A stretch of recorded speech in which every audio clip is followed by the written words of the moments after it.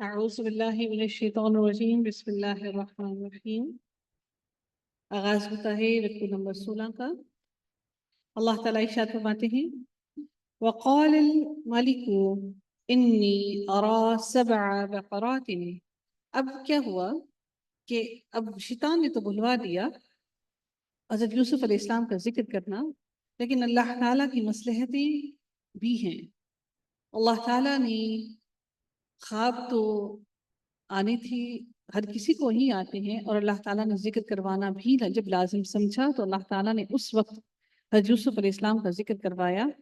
اور اس وقت تک وہ آدمی بھی بھولے رہا جس کو حضرت یوسف علیہ السلام نے کہا تھا کہ اپنے آقا سے میرا ذکر کرنا۔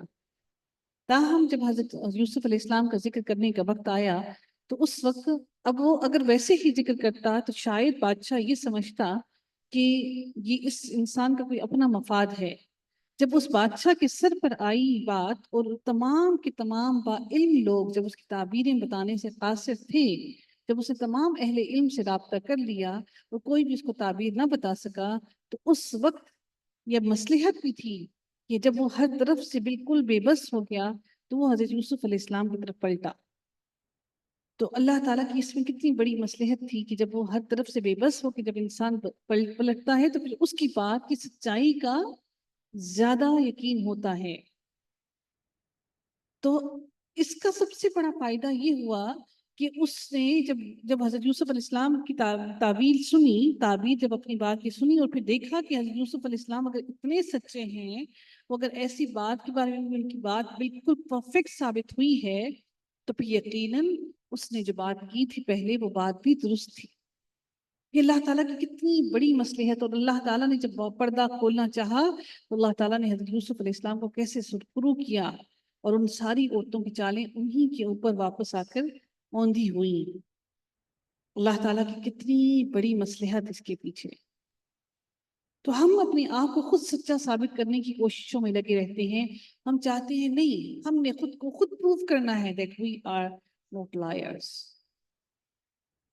ہم اپنے آپ کو سچ ثابت کرنے کے لیے ہر کچھ کر جاتے ہیں، اور چاہے وہ درست بھی ہو چاہے وہ غلط بھی ہو، لیکن جب اللہ تعالیٰ جب کسی کی بات کا جواب دیتا ہے تو پھر اللہ تعالیٰ کی جب جواب ہوتا ہے اس کو پھر کوئی لاجواب کر نہیں سکتا۔ یہ حضرت یوسف علیہ السلام کا صبر تھا جو انہوں نے کئی سالوں تک صبر کیا، قید خانے کے اندھیروں میں رہے، جو اپنے والد کی اتنے زیادہ لاڈلے تھے، اتنی محبت تھی ان کے والد صاحب کو کہ ان کے بھائیوں کو ان سے حسد ہونے لگا۔ کیا ہم سے ہمارے والدین نے اتنی محبت کی جتنی ان کی والد نے حضرت یوسف علیہ السلام کے والد صاحب نے کی؟ تو پھر بھی انہوں نے اتنی سختیاں کاٹی۔ وہ یہ روتے نہیں تھے کہ میرے والد نے مجھ سے اتنی محبت کی اور اتنی اچھی جگہ پر رکھا اور اتنا لاڈ اور پیار کیا، اور آج میں کس مشقت میں ہوں۔ وہ جگہ، وہ محبت اور وہ چیزیں جو ماں باپ کی دامن میں ملتی ہیں وہ کہیں سے انسان سمیٹ نہیں سکتا۔ تو ہمیں چاہیے کہ ہم اسی وقت کو، سدا وقت ایک جیسا بھی نہیں رہتا، ہم اسی وقت کو یاد کر کر کے اپنا آگے آنے والا وقت برا نہ کریں، بلکہ اللہ تعالیٰ کا شکر گزار بنے، اللہ تعالیٰ سے مانگیں اے رب کائنات تو اس آزمائش کے وقت کو ہم سے دور کر دے۔ اپنے آپ پر اس بات کو، اس مثال کو ہر حالت میں جس بھی حال میں ہیں آپ سب، اس حال میں فٹ کر کے سوچئے سمجھئے کہ ہر کام میں اللہ تعالیٰ کی مصلحتیں ہیں۔ اب دیکھتے ہیں عزیز مصر نے جو خواب دیکھا، اس خواب کی تعبیر بتانے کے لیے ہر کوئی ہی قاصر تھا، کوئی نہیں بتا پا رہا تھا۔ خواب کیا تھا کہ اس نے خواب میں دیکھا کہ 7 گائیں اس نے دیکھی جو بہت موٹی تازی تھی، یَأْکُلُنَّ سَبْعٌ عِجَافٌ، اور 7 بہت ہی دبلی پتلی گائیں تھیں، بہت دبلی پتلی سوکھی سی لاغر گائیں۔ اور اس نے کیا دیکھا کہ 7 موٹی گائیں ہیں جن کو 7 لاغر گائیں، پتلی گائیں کھا رہی ہیں، یعنی کہ سوکھی ہوئی گائیں موٹی گائے کو کھا رہی ہیں۔ حالانکہ ہونا تو یہ چاہیے تھا نا کہ موٹی گائے سوکھی ہوئی کو کھائے، لیکن سوکھی گائے موٹی گاؤں کو گائے جو تھی ان کو کھا رہی ہیں۔ اور اس نے یہ بھی دیکھا کہ پھر 7 بالیاں اس نے دیکھی جو سرسبز ہیں، اور دوسری اس نے دیکھی کہ جو بالکل خشک ہیں۔ اور اس نے کیا کہا، یا ایھا الملأ، اے میرے دربار کے سرداروں،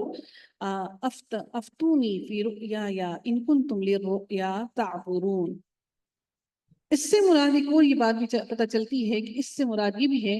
کہ اس وقت چونکہ اللہ تعالیٰ نے ہر نبی کو وہ علم عطا کیا جو اس وقت کے لوگوں کے پاس زیادہ ہوا کرتا تھا، اور اللہ تعالیٰ نے اپنے نبیوں کو اس علم میں سب سے زیادہ افضل بنایا، سب سے زیادہ باعلم بنایا۔ تو اب دیکھیں یہاں پر تعبیر کی بات ہو رہی ہے نا، تو تعبیر ان کا وقت چل رہا تھا، خواب کی تعبیر۔ تو خوابوں کی تعبیر انہوں نے پوچھی اپنے لوگوں سے، اور انہوں نے کہا کہ اگر تم سچے ہو تو اس خواب کی تعبیر بتاؤ، اگر تعبیریں بتانے والے ہو تو۔ قالوا، ان سب لوگوں نے کہا، سارے کے سارے جو تعبیر بتانے والے تھے انہوں نے جواب دیا کہ یہ تو بہت سخت پریشان کن خواب ہیں۔ اب انہیں یہ بھی معلوم تھا کہ اگر انہوں نے غلط خواب کی تعبیر بتا دی تو پھر ان کے ساتھ معاملہ کیا ہوگا، اس لیے ہر کوئی غلط خواب کی تعبیر بتانا سے گریز ہی کر رہا تھا۔ انہیں معلوم تھا کہ ہمیں سچی خواب کی تعبیر بتانی ہے۔ نحن بتأویلی للأحلام بعالمین، انہوں نے کہا کہ ہم تو اس خواب کی تعبیر بتانے سے قاصر ہیں۔ لیکن اس وقت وہ انسان جس کو نجات ملی تھی، وقال الذی نجا منہما، جب دو لوگوں میں سے جب ایک کو نجات ملی تھی تو اس کو پھر یاد آیا حضرت یوسف علیہ السلام کے بارے میں، اور اس نے کہا کہ انا انبئکم بتأویلہ فارسلونی، میں تمہیں اس کی تعبیر بتاتا ہوں، تم ایسا کرو کہ تم مجھے بھیجو کس کی طرف، یوسف علیہ السلام کی طرف۔ پھر وہ حضرت یوسف علیہ السلام کے پاس گیا اور اس نے کہا اے میرے سچے دوست، کیسے بلایا، یا اس نے کہا ایھا الصدیق، اے میرے سچے دوست۔ دیکھیے اللہ تعالیٰ نے ان کو وہ وقار واپس دلوایا، اور ان کو سچے لوگوں نے خود کہا اے میرے سچے دوست، افتنا فی السبع بقرات سمان یأکلہن سبع عجاف، وہی خواب بتائی کہ 7 موٹی گائے ہیں وہ، اور 7 دبلی پتلی گائے ہیں، اور دبلی پتلی گائے موٹی گائے کو کھا رہی ہے، اور کہا کہ 7 جو بالیاں ہیں وہ سرسبز ہیں اور دوسری جو ہیں وہ بالکل خشک ہیں۔ اور انہوں نے کہا، اس شخص نے کہا کہ لعلی ارجع الی الناس لعلہم یعلمون، اور اس نے کیا کہا کہ مجھے اس خواب کی تعبیر بتاؤ تاکہ میں واپس جا کر ان لوگوں سے کہوں کہ وہ سب جان لیں، لعلہم یعلمون، تاکہ وہ سارے کے سارے اس خواب کی تعبیر جان سکیں۔ قال تزرعون 7 سنین دآبا، تو دیکھیے کتنی بڑی بات، حضرت یوسف علیہ السلام نے کوئی گلہ نہیں کیا اس سے کہ اتنے سال گزر گئے اب تمہیں یاد آئی میری،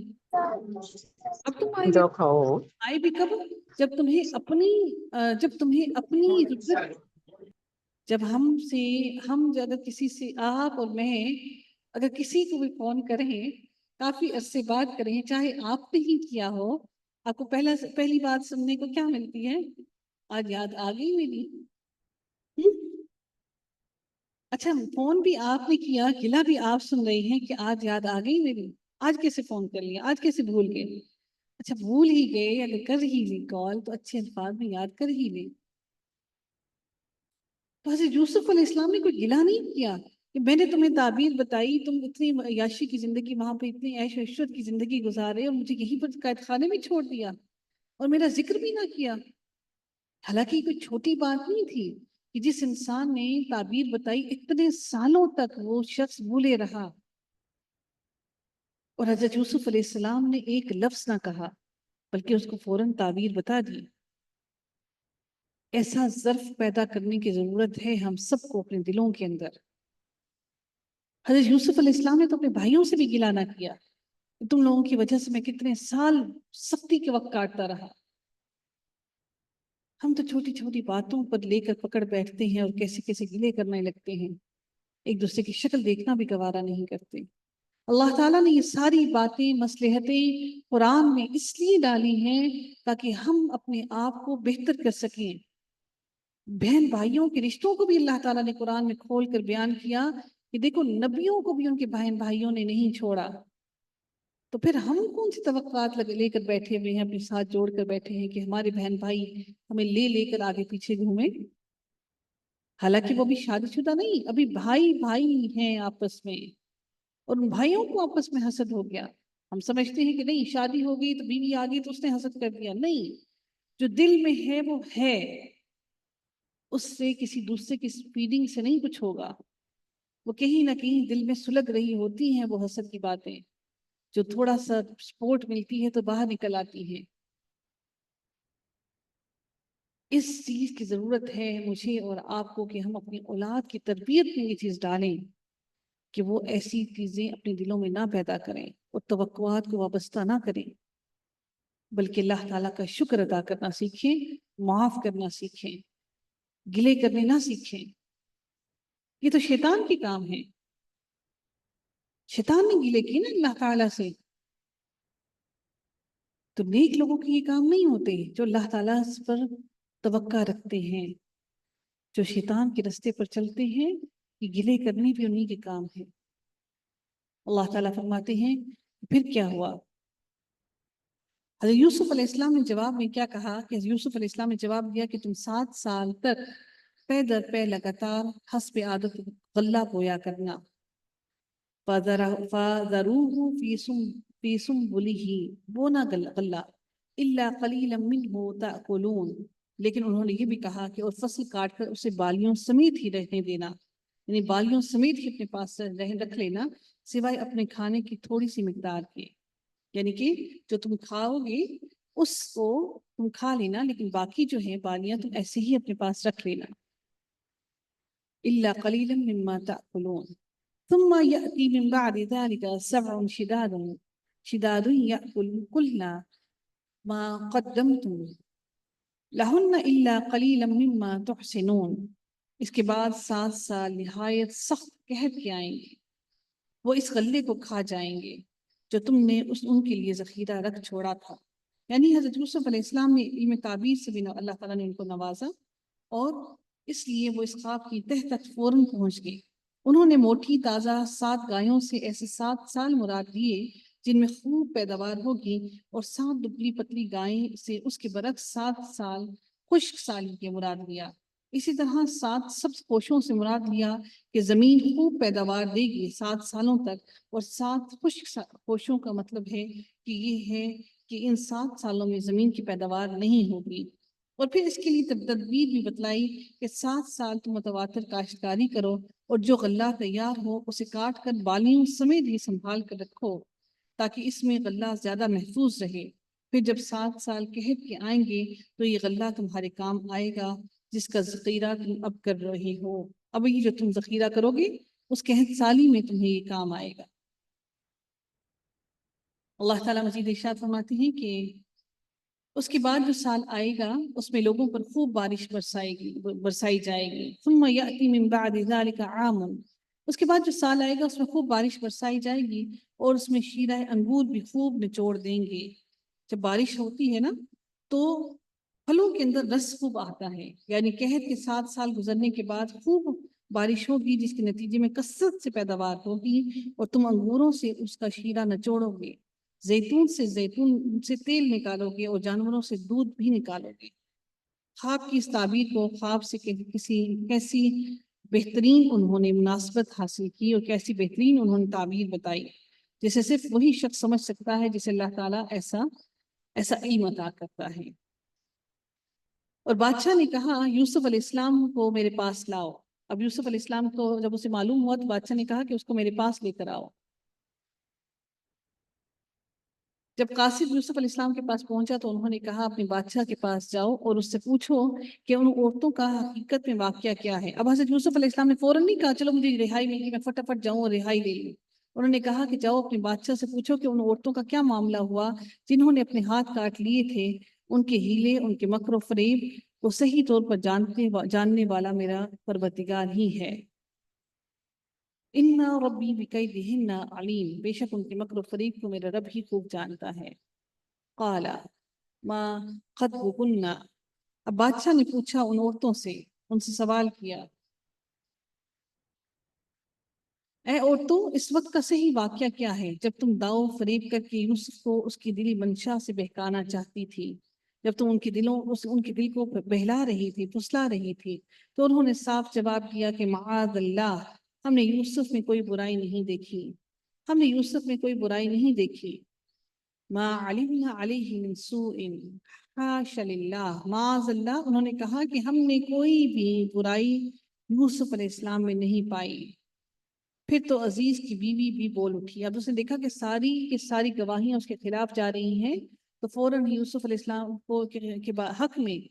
عزیز مصر کی بیوی بھی بول اٹھی۔ قالت امرأۃ العزیز، بولنے لگی، الآن حصحص الحق، بول اٹھی کہ اب تو سچی بات نکل آئی ہے، میں نے ہی اسے برگلایا تھا، انا ربطتہ عن نفسہ، میں نے ہی اس کو بہلایا پھسلایا تھا اس کے جی سے، میں نے چاہا کہ میں اس کو بہلا پھسلا لوں اس کی نفس سے۔ وَإِنَّهُ لَمِنَ الصَّادِقِينَ، یقیناً وہ سچوں میں سے ہے، وہ سچا ہے، اس نے سچ کہا تھا، ایسا ہرگز نہیں ہے کہ وہ غلط نہیں تھا، میں نے ہی اس کو اس کی نفس سے پھسلانے کی کوشش کی۔ اس کا نفس بڑا مضبوط تھا۔ حضرت یوسف علیہ السلام نے اپنے نفس کو بڑا قابو میں کر کے رکھا ہے۔ ذَلِكَ لِيَعْلَمَ أَنِّي لَمْ أَخُنْهُ بِالْغَيْبِ، یوسف علیہ السلام نے کہا یہ اس واسطے کہ عزیز جان لے کہ میں نے اس کی پیٹھ پیچھے اس کی خیانت نہیں کی۔ سبحان اللہ۔ أَخُنْهُ بِالْغَيْبِ، یوسف علیہ السلام نے باہر نہیں نکلنا چاہا اس وقت تک کہ وہ جو عزیز مصر ہے اس کا دل مکمل طور پر صاف نہ ہو جائے۔ یوسف علیہ السلام نے کہا کہ میں نے یہ اس لیے کیا کہ عزیز مصر جان لے کہ میں نے اس کی غیر موجودگی میں، جب وہ وہاں موجود نہیں تھا، میں نے اس کی خیانت نہیں کی، اس کی عزت کو پامال نہیں کیا، میں نے اس کی کسی بھی معاملے میں کسی بھی چیز میں خیانت نہیں کی، اور میں خائن نہیں ہوں۔ وَأَنَّ اللَّهَ لَا يَهْدِي كَيْدَ الْخَائِنِينَ، اور یہ بھی کہ اللہ دغا بازوں کے ہتھ کنڈے چلنے نہیں دیتا، ان کی چالوں کو اللہ تعالیٰ راہ نہیں دیتا۔ لا یہدی، ہدایت نہیں دیتا، راہ نہیں دیتا، اللہ راہ نہیں دیتا کید الخائنین، خائنین خیانت کرنے والوں کی چالوں کو، اور وہ پایہ تکمیل تک کبھی نہیں پہنچتی۔ آپ سب بھی اپنے دلوں کو یہ آسا رکھ کر سکون سے بیٹھ جائیے کہ اللہ تعالیٰ کبھی بھی ایسے لوگوں کی چالوں کو پایہ تکمیل تک نہیں پہنچنے دیتا۔ وآخر دعوانا ان الحمد للہ رب العالمین، صلی اللہ تعالی علی خیرہ خلقہ اجمعین برحمتک یا ارحم الراحمین۔